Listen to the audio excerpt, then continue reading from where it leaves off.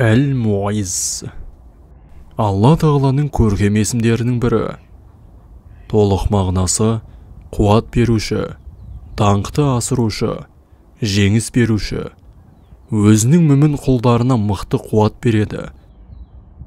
Олардың мойынсұнғандар үшін күнәларын кешіріп, жәннатта құрметті орын береді. Зікір етудің пайдасы. Кедейлік пен жоқшылықтан құтылу. Алла Субхану Тағаланың осы көркем есімін дұғаңызға жиі қосып, зікір етіп жүріңіз.